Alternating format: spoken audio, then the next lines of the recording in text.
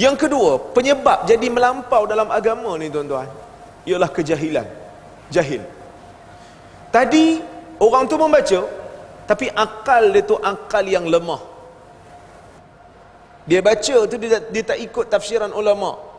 Kalau dia kata dia ikut ulama pun, ulama yang dia rasa ulama iaitu diri dia. Orang lain semua tak betul belaka. Yang ni orang jahil dan orang yang melakukan bid'ah dalam agama. Yang melampau ni bukan orang yang ikut sunnah. Yang melampau ni orang yang melakukan bid'ah.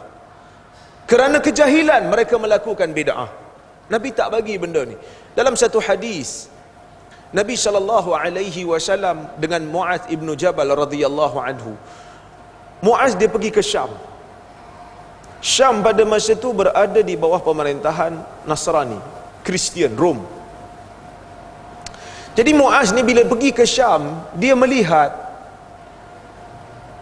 golongan ahli kitab sujud kepada padri dia.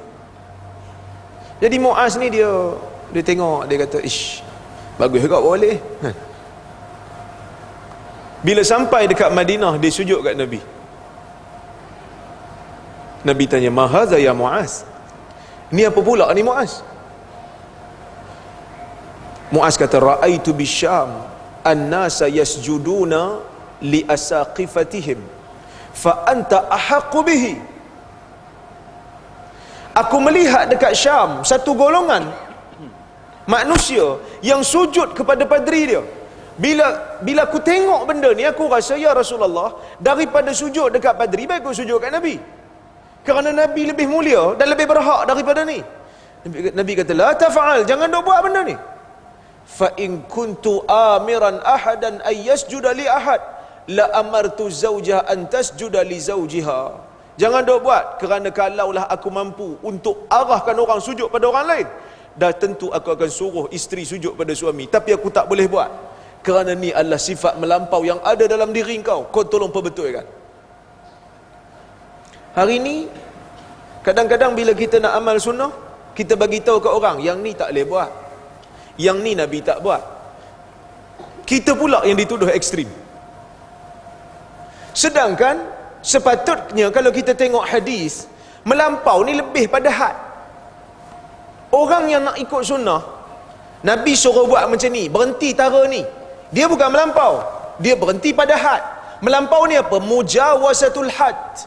Kata Ibn Taymiyah, melampau pada al-ghulu pada mujawazatul had, melampau lebih daripada had. Sama ada fi dhammihi atau fi hamdihi, sama ada memujinya ataupun mengejinya, ala ma yastahiq, lebih daripada apa yang dia berhak. Tapi hari ini terbalik. Orang yang nak amal sunnah, orang yang meninggalkan bid'ah dituduh sebagai ekstrim, dituduh sebagai melampau. Sebab apa? Kita pun heran. Kalau ikut literal meaningnya, melampau ni lebih pada had. Nabi suruh buat sampai tara ni, dia pergi buat lebih. Kita nak buat lebih lagi. Yang tu bukan apa ni, bukan seimbang tu melampau. Tapi orang yang kata tak boleh tu, Nabi suruh buat banyak ni je, dia kata yang ni golongan ekstremis, melampau, sikit-sikit bid'ah, sikit-sikit bid'ah. Dan golongan jahil ni kadang-kadang dia perasan dia ada ilmu, kan?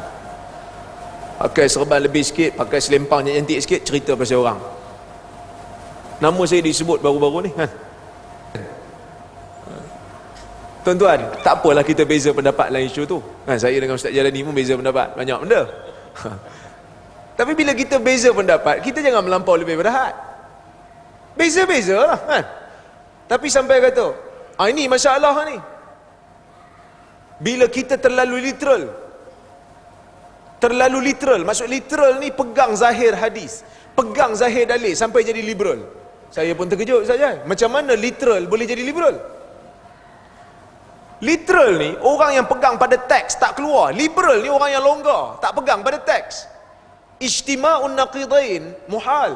Macam mana dua benda yang bercanggah, air dengan minyak, mana boleh campur? Tapi nak bercakap juga, jadi dia akan timbulkan sifat ekstremis. Hukum orang sana, hukum orang sini. Yang tak sama dengan saya, liberal. Yang tak sama dengan saya, ahli neraka. Yang tak sama dengan saya, sesat. Tu bahaya.